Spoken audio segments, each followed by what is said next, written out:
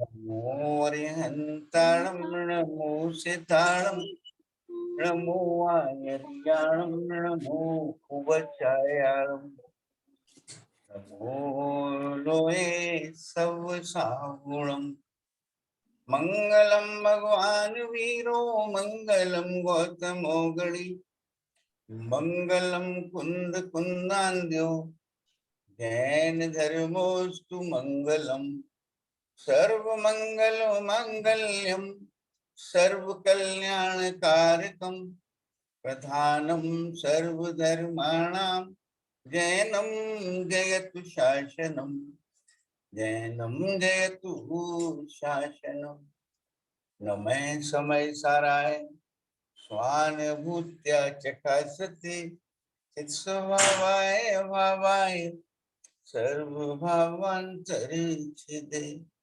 वन्दितु सर्वसिद्धे ध्रुवम् अचलम् अणुवं गतिं पत्ते मोक्ष्यामि समय पाहुर्मो शुद्ध केवली भरिदम शुद्ध केवली भरिदम।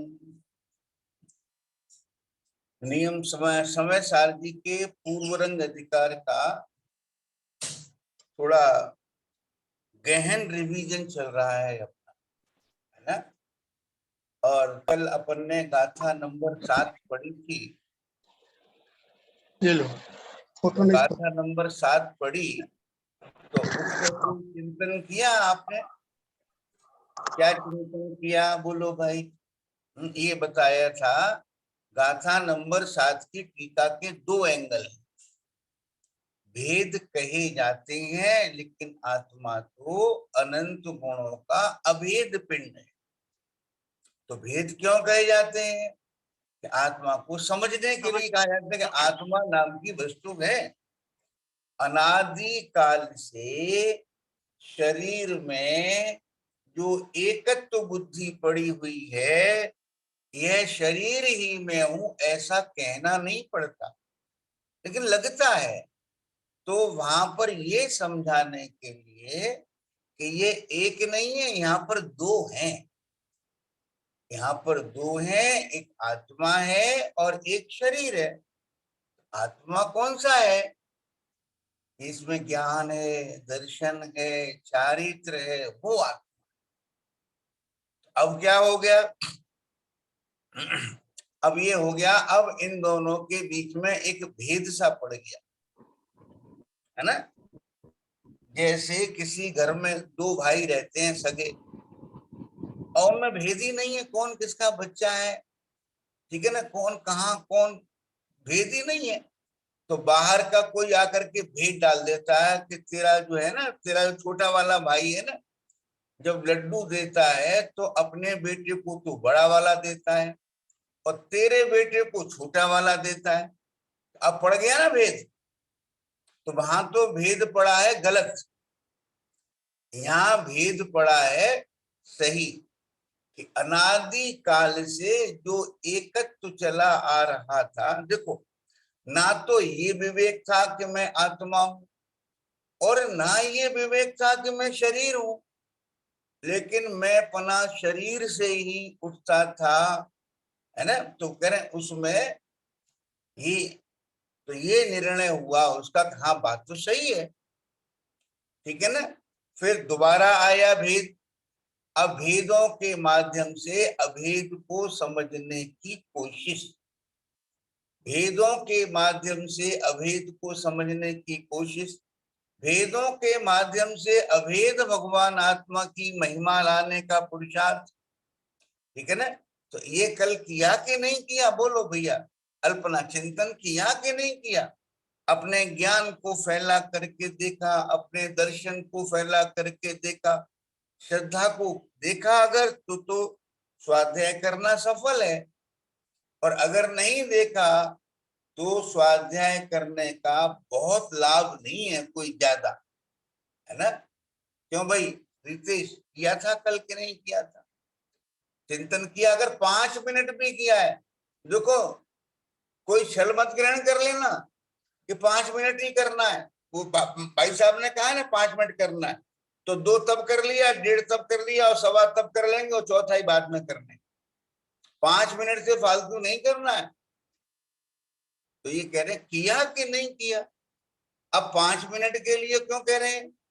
इसलिए कह रहे हैं 5 मिनट के लिए कि तुम 5 मिनट भी एकाग्र होके करोगे ना, तो अगली बार तुम ही 10 मिनट करोगे, अगली बार तुम ही 20 मिनट करोगे। वस्तु इतनी सुंदर है। तो कह रहे अपने भेदों को समझ करके, भेदों की महिमा ला करके, अभेद में गर्वित करके, ओ ये प्रभु मैं हूं, है ना। तो इसलिए भी भेदों की जरूरत है। तो 2 बातें बताई थी कल, एक तो भेद डालने के लिए और एक अपनी प्रभुता की महिमा लाने के लिए, अभेद में भेदों को गर्वित करने के लिए अपने स्वरूप को समझने की जरूरत है। अपनी सामर्थ्य। हाँ, एक एक पर्याय की सामर्थ्य, एक एक गुण की सामर्थ्य, और ऐसे अनंत अनंत गुणों को धारण किए हुए अपने भगवान आत्मा की सामर्थ्य। अब चलते हैं साहब। बोलो भैया, राजकुमारी कल चिंतन किया था तुमने? बोलो किया था कि नहीं किया? नहीं किया? जो आपसे पूछा था ना वेद ज्ञान वाला, मेरे में सुख अच्छा, है। शाबाश। जबरदस्ती नहीं करना, है ना, लेकिन सहज होने की प्रतीक्षा भी नहीं करना। अब सहज होगा तब होगा। अब ऐसे जबरदस्ती करने से थोड़ा ही होता है। वो तो जबरदस्ती करेंगे तो उसका तो कोई लाभ मिलेगा नहीं, क्यों मालूम है। तो अब जब सहज होगा तब होगा। अब आगे चलते हैं अपन। ये इसका जो भावार्थ है ये आप तो पढ़ लेना। अंकल थोड़ी तो जबरदस्ती करनी पड़ती है, ऐसे तो नहीं कह सकते। नहीं, वही तो मैं कह रहा हूँ, बड़ा वैसा मार्ग है कि सहजता का भी है, लेकिन सहजता कब आएगी? सहजता जब आप गाड़ी को गियर में डालते हो, स्टार्ट करते हो, ये करते हो, फिर सहज हो जाता है। पहले गाड़ी जब चलाना सीखते कितना ध्यान रखना पड़ता है। अब देखो स्पीड बढ़ानी है तो गियर चेंज करना है, गियर चेंज करना है तो बॉडी नहीं हिलनी चाहिए, ये हाथ ही हिलना चाहिए। तो इतना करते कि नहीं, लेकिन बाद में सहज हो जाता है। हम सहज पहले ही करने की कोशिश करें। आपने तो ऑटो गियर वाली गाड़ी दे दी है। आपने तो ऑटो गियर वाली गाड़ी दे दी है, बिना गियर वाली। हाँ वो तो, हाँ उसमें भी करना पड़ता है पहले, उसमें भी पहले करना पड़ता है। भूल गए ना, जो ऑटोमेटिक गियर वाली गाड़ी है उसमें आप अगर भूल गए तो करते रहना, आगे पीछे कुछ नहीं होगा।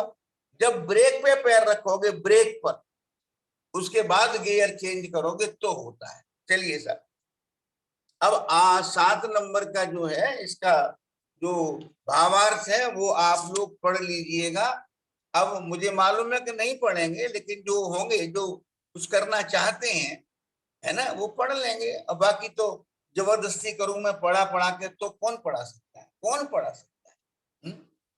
अभी जो है ना वो ये पढ़ कर रही थी भजन, शैली भजन पढ़ रही। माला बहनी सुना था आपने, है ना? नहीं सुना था, नहीं सुना। उसमें एक लाइन आई थी, कौन कर सका पर को राजी, कौन कर सका पर को राजी। ठीक है ना? तो वहां लगाने के लिए, यहाँ लगाने के लिए नहीं है। कौन जबरदस्ती अपने आत्मा का अवलंबन ले सका, यहाँ लगाने के, यहाँ तो पहले ऐसे ही होता है। चलिए साहब की गाथा 8 नंबर की गाथा से पहले लिखा है। अब यहाँ पुनः यह प्रश्न उठता है कि यदि ऐसा है, यदि ऐसा माने क्या कि अभेद ही उपाधेय है, अभेद आत्मा के आश्रय से ही, आश्रय माने क्या राजकुमारी? आश्रय माने अपनापन, अभेद आत्मा में अपनापन करने से ही सम्यक दर्शन होता है। अगर ऐसा है तो भेदों का उपदेश क्यों देना चाहिए?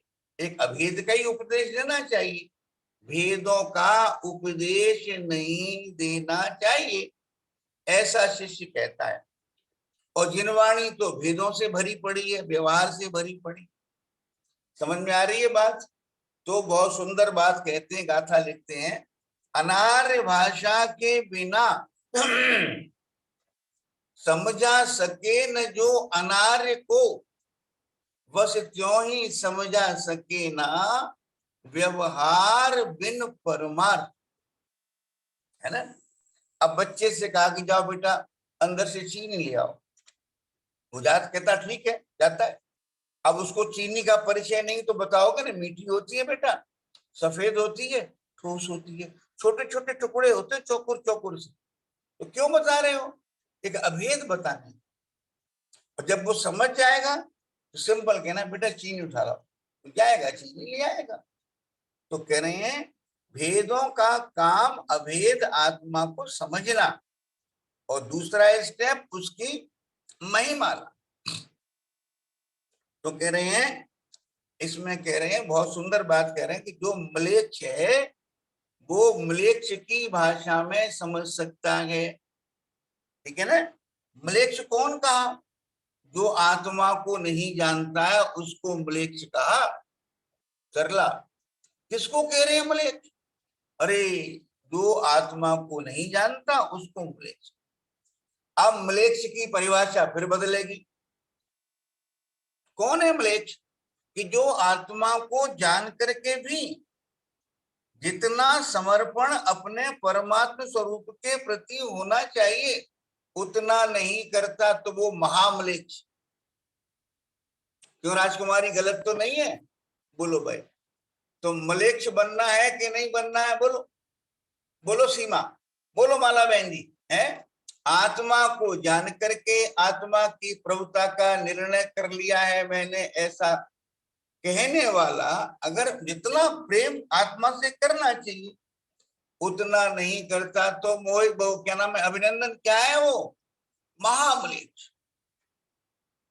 परिभाषा बदलेगी। अब कह रहे हैं जैसे कोई म्लेच्छ माने कौन? जो हमारी भाषा को नहीं समझता, ठीक है, हमारी भाषा को नहीं, तो उसने म्लेच्छ कौन? जिसने आत्मा सुना ही नहीं कभी, उसको म्लेच्छ कह रहे हैं अभी।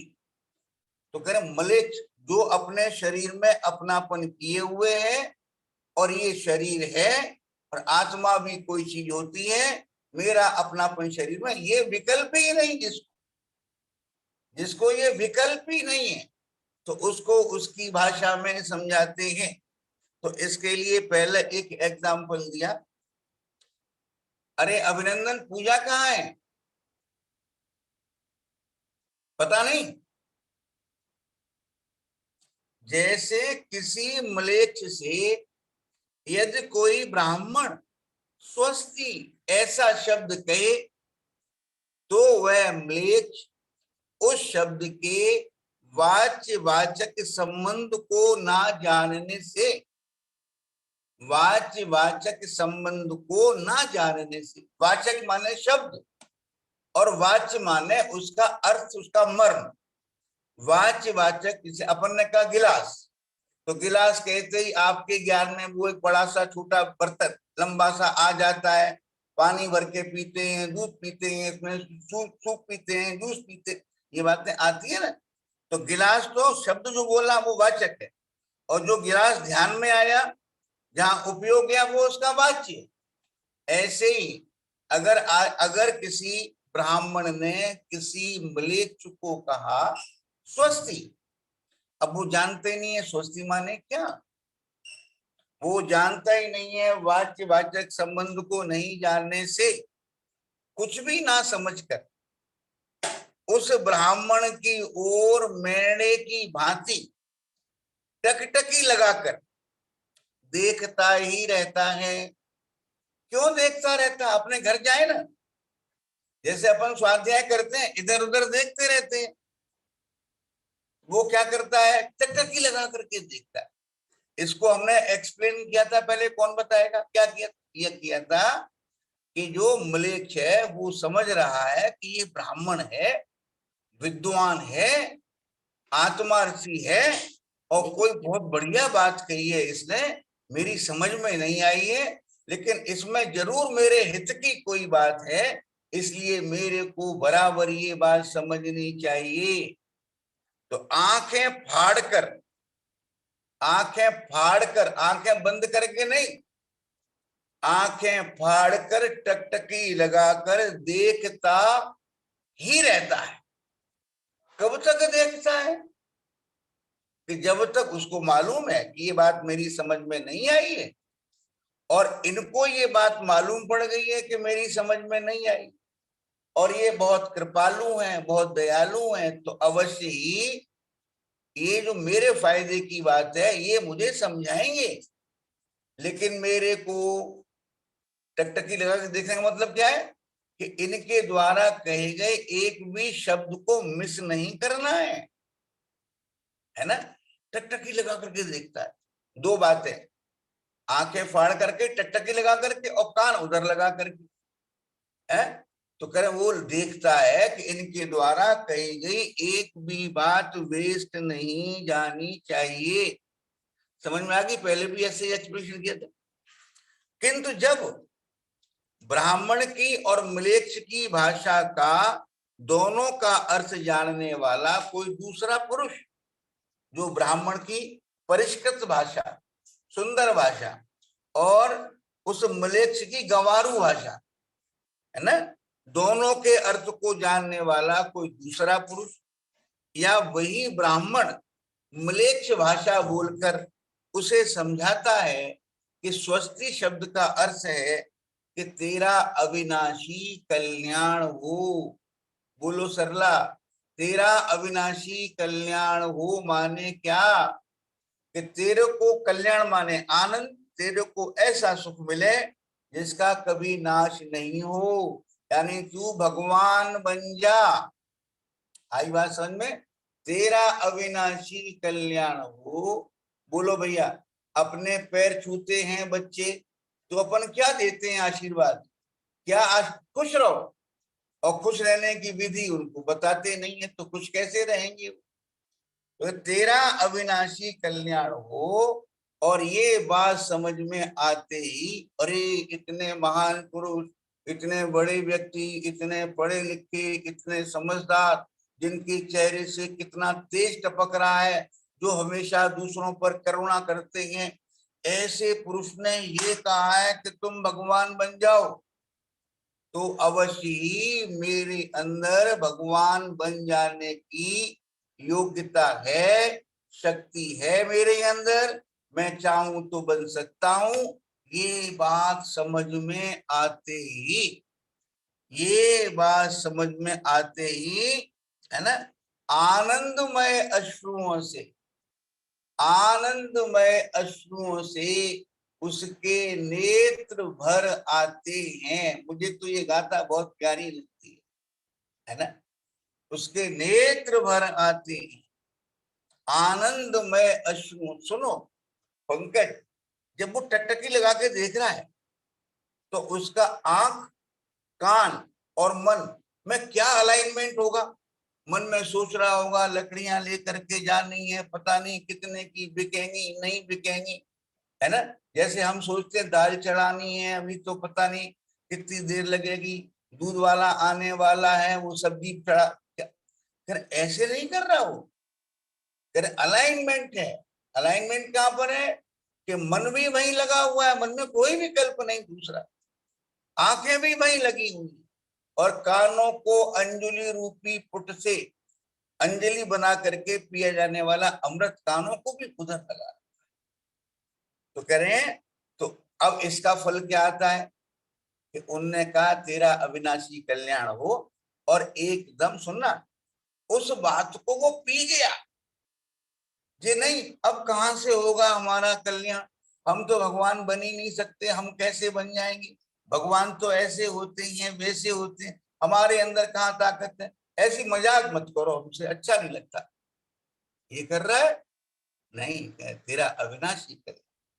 तो तुरंत ही आनंदमय अश्रुओं से जिसके नेत्र भर आते हैं, ऐसा वह म्लेच्छ इस स्वस्ति शब्द के अर्थ को समझ लेता है। स्वस्ति शब्द के अर्थ को समझ लेता है। इसी प्रकार, तो एग्जाम्पल क्लियर है, अपने कोई दिक्कत ही नहीं।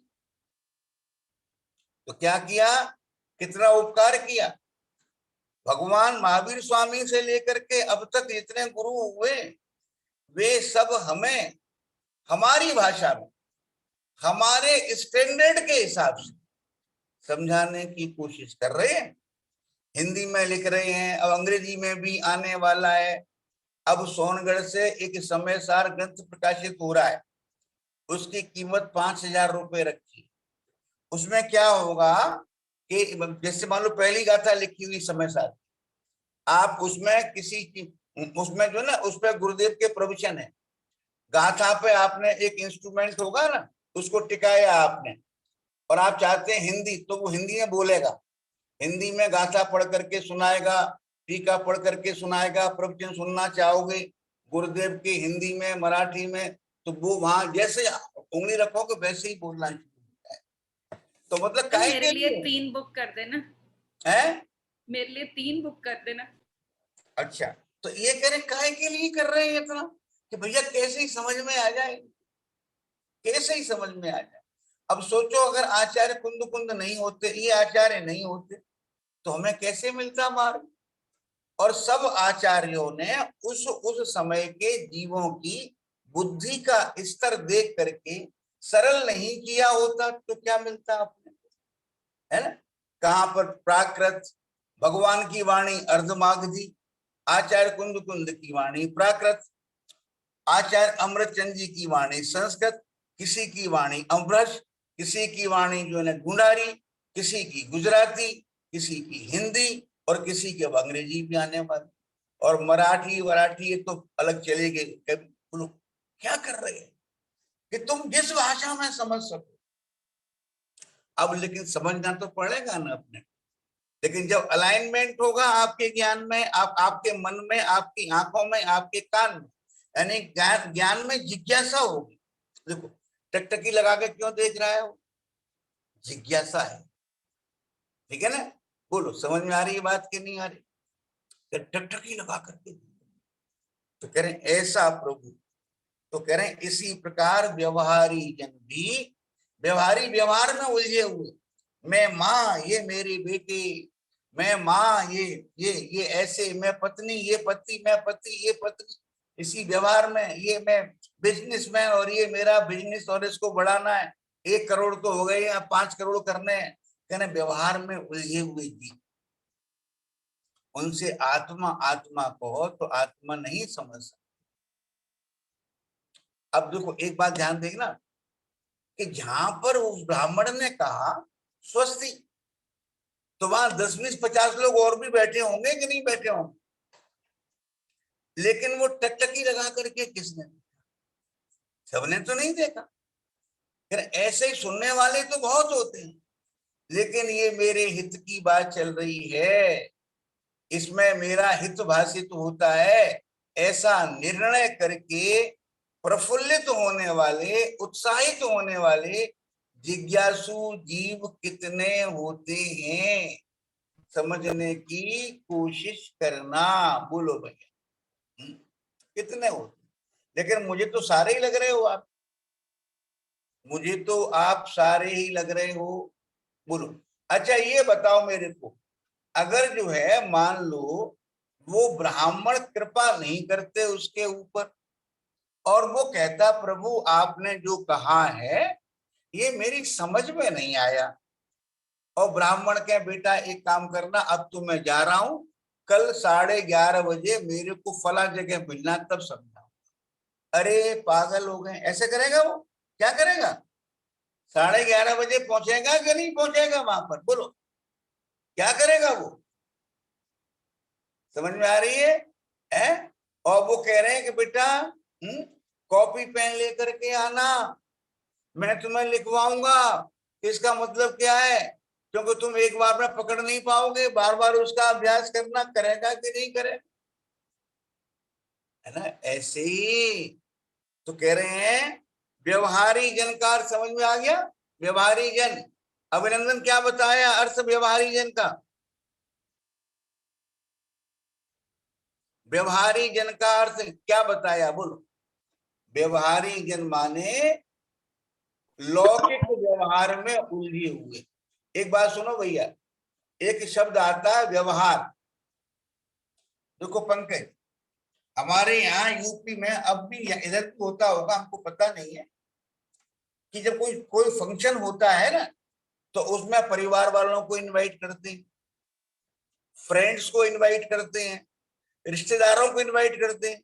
इसके अलावा ऐसे लोगों को भी इनवाइट करते हैं जो ना तो परिवारीजन है, ना मित्र है, ना रिश्तेदार है, लेकिन व्यवहार चलता है उनसे। तो व्यवहारी जन का मतलब है कि इनमें तो उलझे हुए हैं ही, सारी दुनिया में उलझे व्यवहारी जन। ऐसे व्यवहारी, समझ में आ रही है सीमा के नहीं? व्यवहारी जन माने क्या रितेश, समझ में आ रहा है?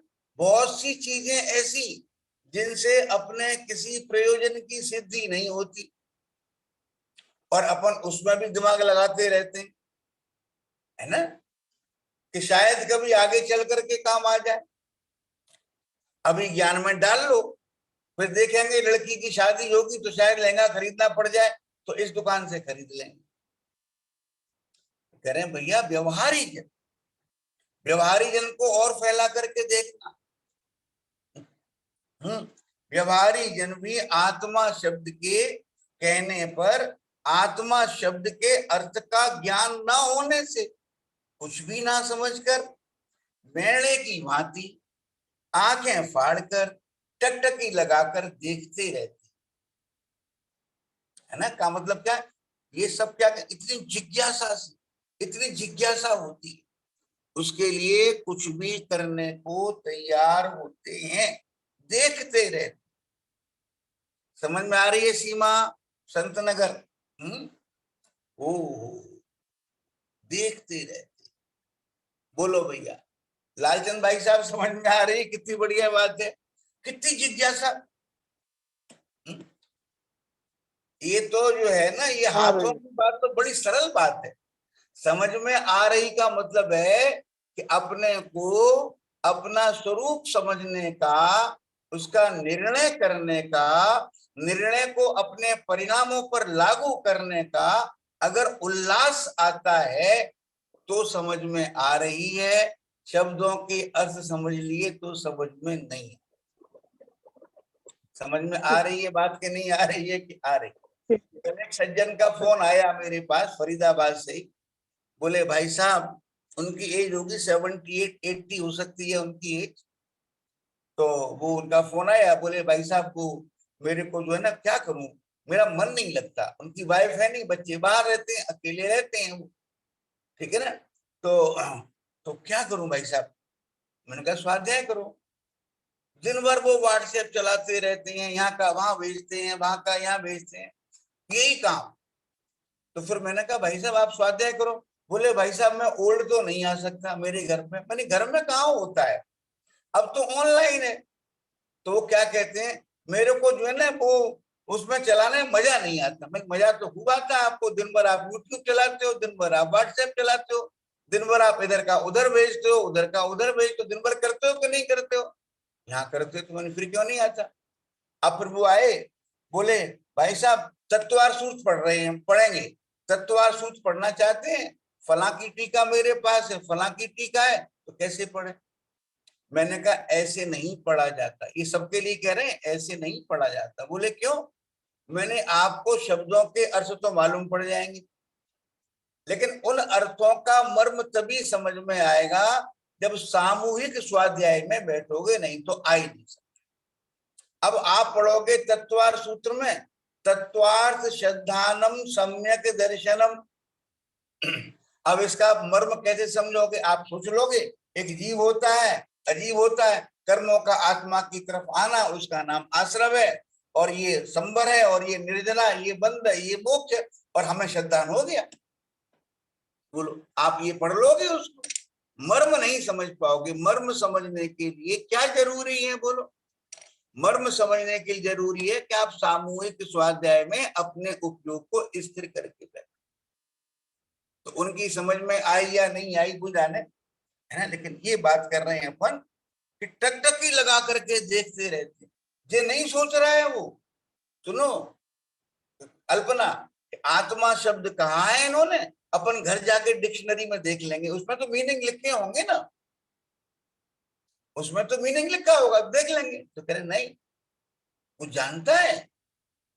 तो कह रहे हैं व्यवहारी जन, व्यवहार में उलझे हुए जीव, आत्मा शब्द के कहने पर, आत्मा शब्द के अर्थ का ज्ञान ना होने से, कुछ भी ना समझकर मेढ़े की भांति टकटकी लगाकर, मेढ़ा माने बहुत सीधा सीधा जानवर होता है मेढ़ा, मेढ़े की भांति टकटकी लगाकर, आंखें फाड़कर टकटकी लगाकर देखते रहते हैं, किंतु जब, अब चलती है बात आगे, किंतु जब व्यवहार परमार्थ मार्ग पर सम्यक ज्ञान रूपी महारथ को चलाने वाले सारथी की भांति अन्य कोई आचार्य, आचार्य कैसे होते हैं? व्यवहार परमार्थ मार्ग पर सम्यक ज्ञान रूपी महारथ, इसका मतलब यह है कि आचार्य वो हैं जिन्हें व्यवहार का भी ज्ञान है, जिन्हें जिन्हें परमार्थ का भी ज्ञान, और सामने वाले की नब्ज का भी ज्ञान, कि इसको हमने कौन सा इंजेक्शन देना है। समझ में आ रही है बात की नहीं आ रही? उसको, उनको ये बात मालूम है कि व्यवहार परमार्थ अपना जिन शासन है, व्यवहार और निश्चयात्मक है, लेकिन ये थोड़ी है किसी को भी व्यवहार का उपदेश दे दो, किसी को निश्चय का उपदेश दे दो, ऐसे थोड़े ही है। आचार्य श्री उसकी नब्ज पहचानते हैं। बोलो, ऐसा कहीं पर आया है आगम में? आगम में आई है बात ऐसी, बहुत सुंदर बात आई है, हम बताएंगे पूजा आपको। देखो माला बहन जी, कहाँ पर आई है ऐसी बात? जो अनार्य भाषा के बिना समझा तो सके। चल ही रहा है, अभी तो अभी आई हो मेरे ख्याल से, और ग्रंथ तुम्हारे पास है नहीं, तो तुमको पता नहीं कौन सी गाथा चल रही। मोक्ष मार्ग प्रकाशक, हाँ बोलो। मोक्ष मार्ग प्रकाशक जी में आया है, सुनो, कि जैसे वैद्य होते हैं ना, वैद्य किसी में गर्मी की अधिकता है तो ठंडी दवाई देते हैं, और किसी में शीत की अधिकता है तो उसको गर्म दवाई देते हैं। तो ऐसे ही जो प्रारंभिक जीव है उसको निश्चय का, व्यवहार का उपदेश देते हैं, है ना, और जो समझता है, समझने लगा है, उसको समय समय पर निश्चय का उपदेश देते हैं, है ना। एक बात यहां पर फिर याद लगा दूं कि पहले व्यवहार का उपदेश है या पहले निश्चय का उपदेश? अगर उन्होंने निश्चय का उपदेश, निश्चय का, पहले निश्चय के विषय की स्थापना करते हैं, फिर उसको समझने के लिए व्यवहार का प्रयोग करते हैं।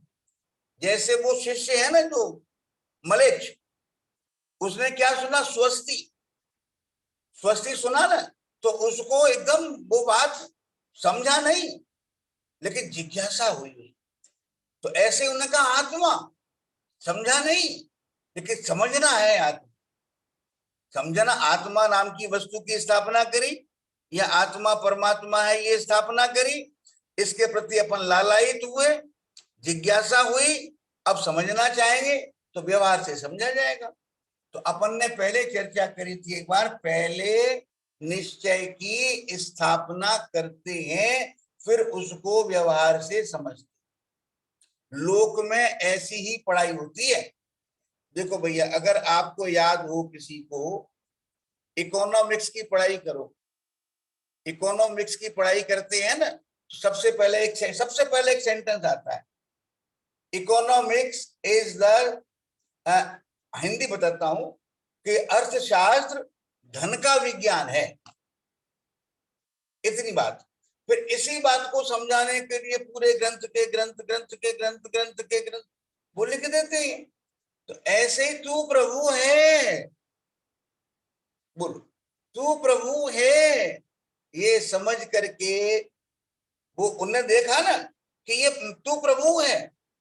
अब 90% लोग तो ऐसे होते हैं, ऐसे, और 2-4% लोग ऐसे होते हैं जो इसमें, अरे ये तो आज तक किसी ने कहा ही नहीं, मेरे को अपनी प्रभुता बराबर समझनी चाहिए कि कैसे कह रहे हैं मेरे को प्रभु है।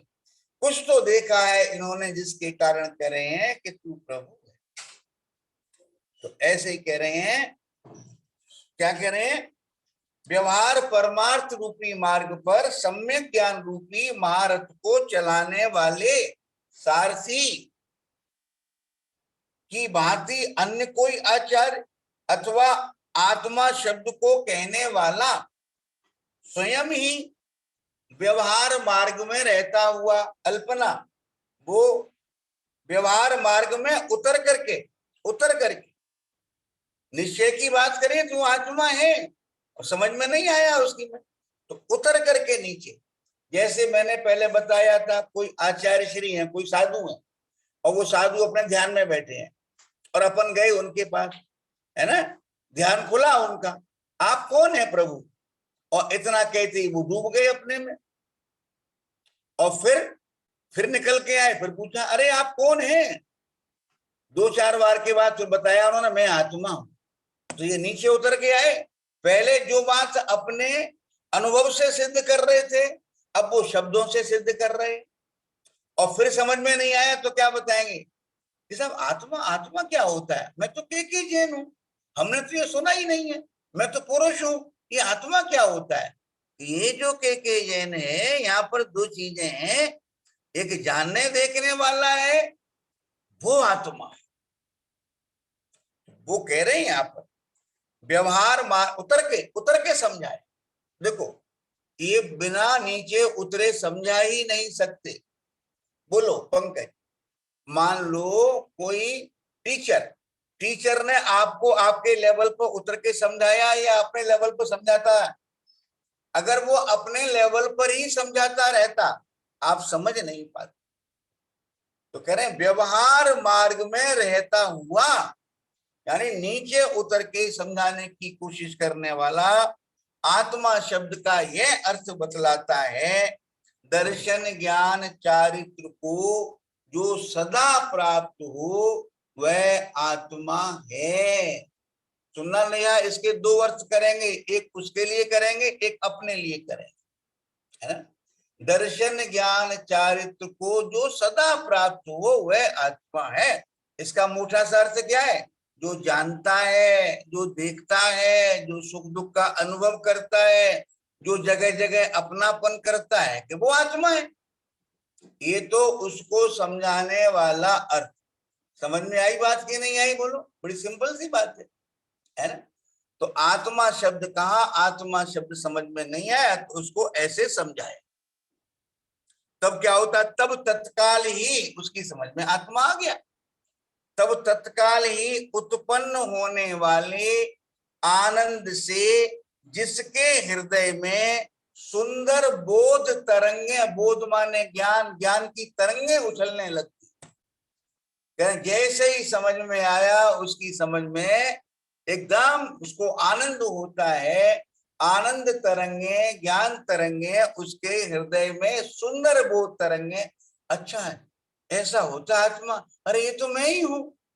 आई बात समझ में, खाली ये नहीं है, अरे अच्छा इसको देख करके कह रहे हैं कि तू प्रभु बन, वो अच्छा ये तो मैं ही हूं, अरे मैंने तो अनादिकाल से लेकर के आज तक एक बार भी अपने को इस रूप नहीं जाना, है ना। अब यहाँ पर दूसरा अर्थ करते हैं, ये अर्थ समझ में आ गया, पहला वाला बड़ा सिंपल था, दूसरा अर्थ थोड़ा गहरा, अल्पना, कि ज्ञान को जो प्राप्त है वो आत्मा है। ज्ञान को, इसका मतलब ज्ञान में जो सदा रहता है वो आत्मा है। समझ में आया अर्थ के नहीं आया है। दर्शन में जो सदा रहता है वो आत्मा है, और चारित्र में जो सदा रहता है वो आत्मा है। अभी बात समझ में आई नहीं, देखो भैया नहीं करें, आपके ज्ञान में कौन रहता है, नियम सार जी की 100 नंबर की गाथा, मम ज्ञान में है आत्मा, दर्शन चरित में आत्मा। तो कह रहे आत्मा कहाँ रहता है, कि आत्मा मकान में रहता है कि नहीं रहता है, कहाँ रहता है, कि आपके ज्ञान दर्शन चारित्र में रहता है। आपके ज्ञान का विषय हमेशा जो रहता है वो आत्मा है, आपके दर्शन का विषय हमेशा जो रहता है वो आत्मा है, आपके चारित्र का विषय सदा जो रहता है वो आत्मा है। अल्पना समझ में नहीं आई ना, आ रही है। आपके ज्ञान में कौन रहता है, कि ज्ञान में जो ज्ञायक रहता है, या ज्ञान में बाल बच्चे रहते हैं? देखो, और एक बात समझ लो, ज्ञान में बाल बच्चे रहते हैं ना, ये तो कल्पना है, बच्चे होते नहीं है वहां पर। और ज्ञान में ज्ञायक रहता, वहां ज्ञायक है ही, ये यथार्थ है। समझ में आई बात कि नहीं आई? बोलो। ज्ञान में ज्ञायक रहता है, ये कल्पना नहीं है, ये तो बहुत यथार्थ। सुंदर, बहुत सुंदर, बहुत सुंदर। तो ये कह रहे हैं अब कल्पना में जीना है कि यथार्थ में जीना है, ये निर्णय आपका है ना। तो क्या बात चल रही थी अपनी? अपनी बात चल रही थी कि ज्ञान को जो सदा प्राप्त है, ये हमारे लिए आत्मा उसे कहते हैं जिसमें जानना होता है, देखना होता है, सुख दुख का वेदन होता है। ये तो उसको कह रहे हैं जो आत्मा को जानता नहीं। और अपन जानते हैं, तो आपको ये इशारा कर रहे हैं कि ज्ञान में जो सदा रहता है वो आत्मा है। अच्छा बोलो, आत्मा कहाँ रहता है? अपने गुण पर्यायों में रहता है। आत्मा रहता है कि नहीं रहता? तो अपने गुण पर्यायों में अपने आत्मा के अलावा और कौन रहता है? कौन रहता है? बेटा तो रहता होगा अल्पना के, नहीं रहता होगा? पति तो रहता होगा कि नहीं है? चलो तुम और थोड़ी बड़ी हो जाओगी तो दादियों की तरह पोता तो रहता होगा कि नहीं रहता होगा? फिर वो सब कुछ नहीं। ज्ञान में कौन रहता है? तब क्या होता है? तब तत्काल ही उत्पन्न होने वाले अत्यंत आनंद से हृदय में सुंदर बोध तरंगे उछलने लगती हैं, उसके भी और तुम्हारे भी। तुम्हारे, ओ हम तो भ्रम में जी रहे थे, यहाँ बाल बच्चे तो हैं ही नहीं। कह रहे बाल बच्चे तो कल्पना में जी रहे थे, यहाँ तो ज्ञायक है, यहाँ तो प्रभुता है, यहाँ तो आनंद है, ये मैं हूं, ये यथार्थ है। बाकी तो बोलो, समझ में आ रही? तो सुंदर बोध तरंगे उछलने लगती हैं का मतलब क्या है? देखो नया, इसका मतलब ये भी होता है कि अपन ठगे आ प्रसन्न जा हो रहे गया हैं, वो। अनादिकाल से ठगे जा रहे हैं, और अब अपने को वो मार्ग मिल गया जिस पर चल करके हम ठगे जाने से बच सकते हैं। तो एकदम आनंद आता है, वो तरंगे आती हैं कि सुंदर वो तरंगे, ओ जैसे कोई चोरों के बीच से निकल करके आ जाए, बच करके निकल के आ जाए, तो फिर ऐसे ही तत्काल ही उत्पन्न होने वाले अत्यंत आनंद से जिसके हृदय में सुंदर बोध तरंगे, ज्ञान तरंगे उछलने लगती हैं, अभिनंदन। ऐसा वह व्यवहारी जन उस आत्मा शब्द के अर्थ को भली भांति अच्छी तरह समझ लेता है। बोलो साहब, समझ में आई कि नहीं आई? This is called love at first sight. एक बार में, एक बार देखा और मोहित हो गए। फिर पता करते, कल आई थी ना बात, ये कौन है, कहां पर रहते हैं, कहां मिल सकते हैं? फिर ऐसे ही आत्मा कैसा है, कैसे मिल सकते?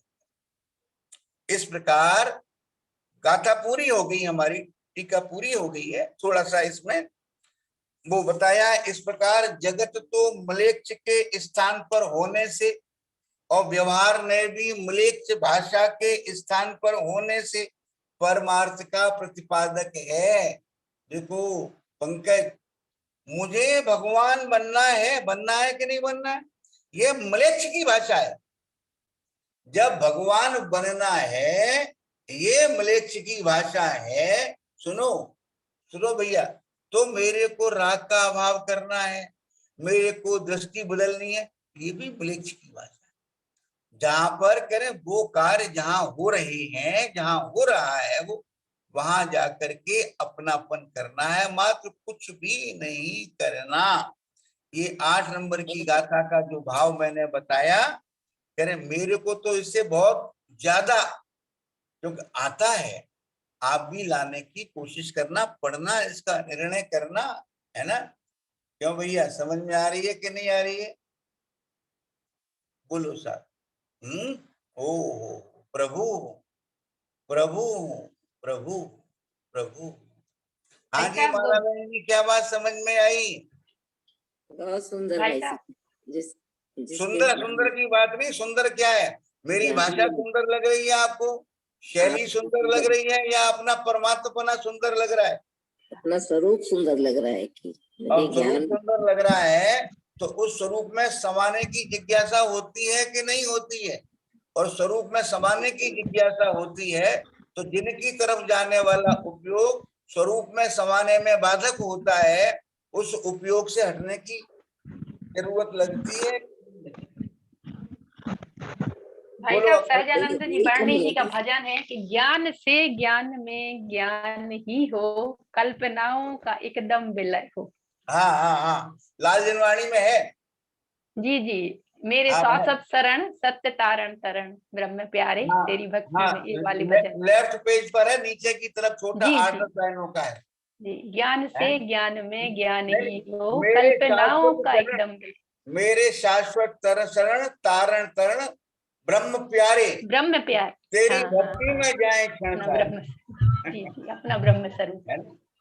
चलो। हम्म। निज निधि निज में बताई, ये परम उपकार है, उसके लिए जिनवाणी माँ को वंदना शतबार है, वंदना शतबार। नमो अर्यंताड़म नमो सिद्धाड़म नमो आयर्याड़म।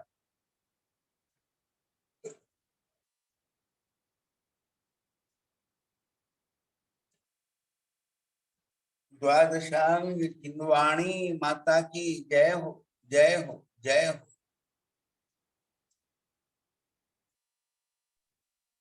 जय श्री राम जी। सभी को जय श्री राम।